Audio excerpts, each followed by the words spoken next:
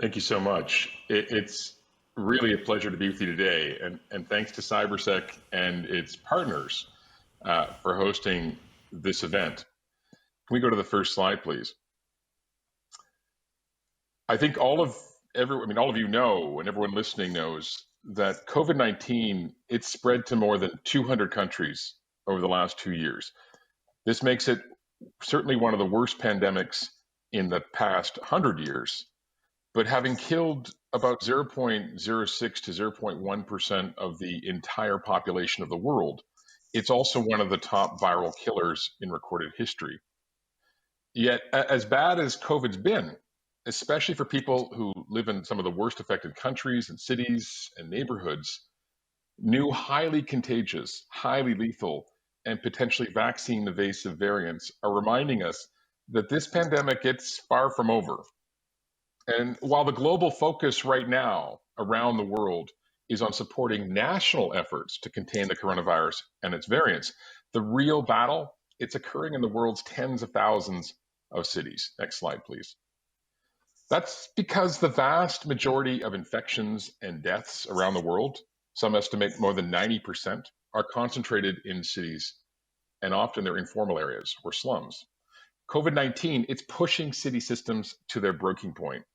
And around the world, it's disrupting basic services from health and education to public transport, water, and sanitation. Next slide. In the process, it's deepening huge structural challenges like unemployment, poverty, and inequality, setting back development goals by generations, and in some cases, even triggering public protest, as everyone knows, both online and off. Making matters worse, cities are facing huge revenue shortages and growing deficits, especially as knowledge workers leave their offices and businesses are shuttered. Yet, even as the pandemic exposes and deepens our urban vulnerabilities, what we're seeing are many cities demonstrating remarkable adaptation and innovation. And some of them are really rethinking the implications of this accelerated digital transformation and the ways to ensure that new technologies are servicing the needs of residents. Next slide, please. For anyone who's even casually acquainted with the history of cities, this shouldn't come as much of a surprise. Since they first emerged over 10,000 years ago, cities have served as laboratories of experimentation. They're almost always where the future happens first. This is why, contrary to what some pundits are saying, the pandemic doesn't spell the end of cities. To the contrary. Instead, what we're seeing is the triggering of new thinking about how to future-proof cities, not just for this disease outbreak or even the next one, but vastly more serious challenges that we have over the horizon, like climate change. Next slide, please. It turns out there are some historical precedents to all this. Disease outbreaks have stimulated design improvements in urban planning and quality of life for the past 1,000 years. We saw this with the bubonic plague in the 14th century, malaria and cholera outbreaks in the 19th century, and typhoid, polio, and flu epidemics in the 20th century. In each case, pandemics led to millions of lives lost and enormous suffering. Next slide, please. But they also forced really quite extraordinary upgrades to city living, including innovations like zoning rules, better ventilation, smarter sewage, more intelligent design of urban spaces, and arguably the birth of the modernism movement itself. COVID-19 is no different. Next slide, please. Today, even as they respond to this crisis, city leaders, entrepreneurs, and activists in places as diverse as Singapore, Paris, and Melbourne are reimagining cities altogether. The smartest of them are rethinking basic urban design principles to better prepare their cities for future shocks. They're emphasizing equity and inclusion, ensuring access to services and opportunities to all groups, including those most at risk of exclusion and being left behind. Some are designing in digital privacy, cybersecurity, and open data governance as core foundations of city systems. Now, this is more radical than it seems, since these issues are often treated as afterthoughts by city executives, managers, and planners. Yet the issues of equity, inclusion, privacy, and security are critical in an era of accelerating digitalization. Next slide, please. Even before the pandemic struck, cities around the world, as everyone in this conference knows, were undergoing profound digital transformation. Today, over 95% of urban dwellers have access to 4G networks, and over 70% have internet access, far more than their rural counterparts. To deliver on the principles I've just mentioned, some cities are promoting co-creation and collaboration across the public, private, and non-for-profit sectors. They're also working to integrate a multitude of data sets across verticals to inform decisions now and into the future. Next slide, please. The ability to rapidly combine diverse data sets and deploy them for emergency response and economic recovery, it's not something that cities are particularly good at, but this is changing. Real-time data collection, advanced analytics, visualizations, and digital twins, including dashboards that we're developing at SecDev with cities like Amsterdam, Bristol, Chicago, and LA, are helping ensure smart cities are also data-driven cities. Next slide. And while every city is different, we're seeing a growing trend among cities towards healthier, greener, and digitally inclusive strategies. These ideas are being shared across cities and by city networks like the C40, UCLG, Eurocities, Metropolis, the Global Parliament of Mayors, and many others. In upper and middle income cities, we're seeing growing interest and investment in once radical sounding concepts like circular, sharing, regenerative, nature-based, and donut economics.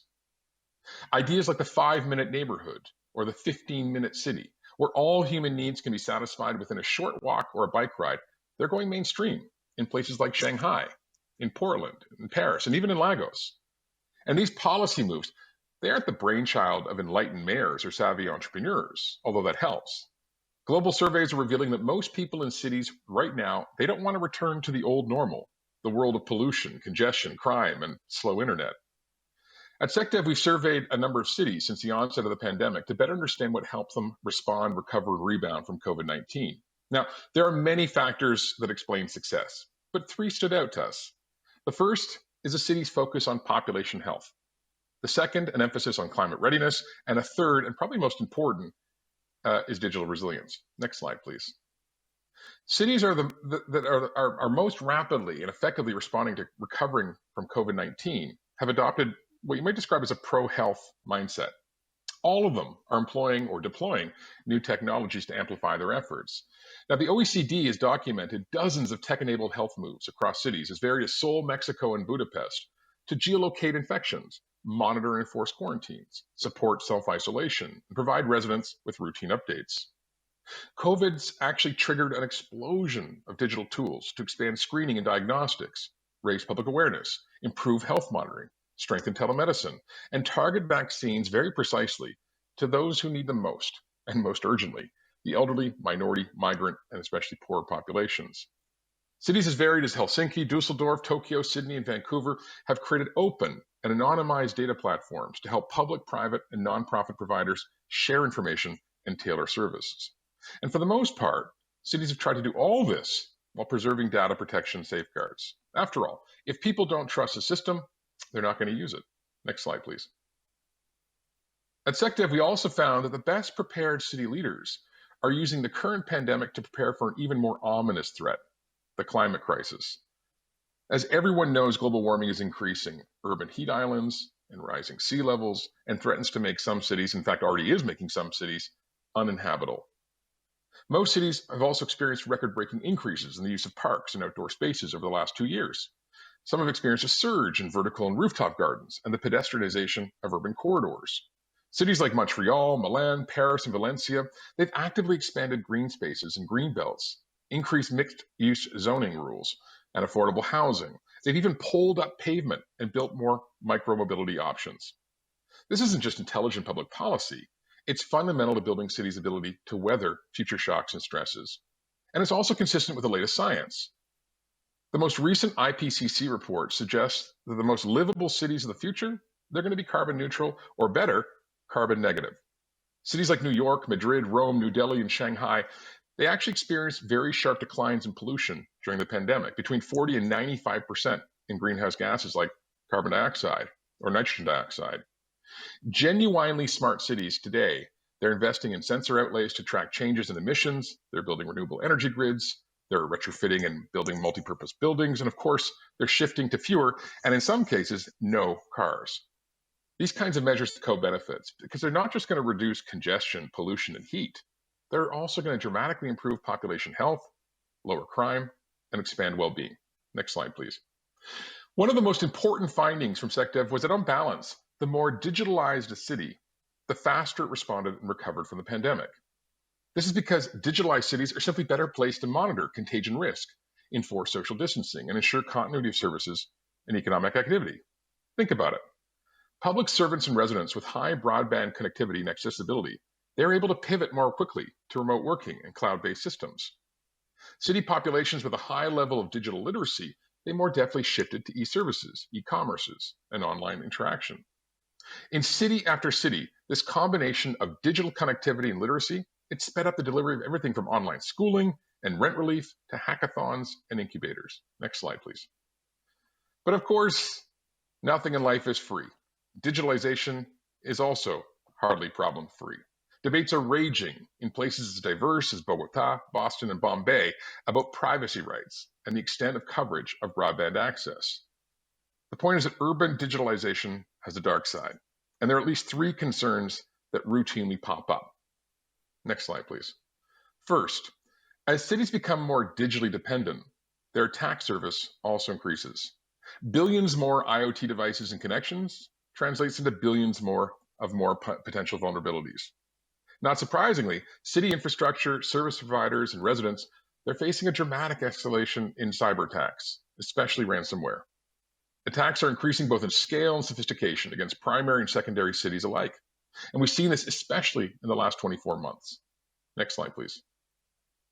Second, as cities deploy more systems to gather data on their populations, they're also triggering a growing pushback or techlash from residents. Surveillance and sensors, they can create new efficiencies and economies of scale, but they can also expand infringements on privacy and basic freedoms. And this is raising critical questions about who, what, why, and how is data collected, stored, used, and disposed of. We're seeing a pretty sizable pushback in cities across North America and Western Europe against biometric data collection. And citizens are starting to lose trust in the systems and the authorities that wield them. Already, dozens of cities across the United States and Europe have banned facial recognition platforms altogether on these grounds. Next slide, please. A third challenge is that the rapid pace of digitalization, it often exceeds the regulatory capacities of cities and states. Many of them currently rely on vendors and third parties to voluntarily deploy safeguards for IoT and cloud infrastructure, all of which creates serious moral hazard, chronic exposure, and dangerous liabilities. Next slide, please. Looking ahead, cities must not only prioritize the building of effective IT systems, but also secure them from external and internal abuse. And this can't be left to the private sector or federal authorities alone. It requires a change of mindset from city executives to managers, and of course, service deliverers and vendors. Next slide, please. Today's smartest cities, they're investing in a comprehensive approach to digital resilience. This starts with prioritizing high-quality access to broadband, minimally secure digital networks, devices and services, as well as open data for local innovation.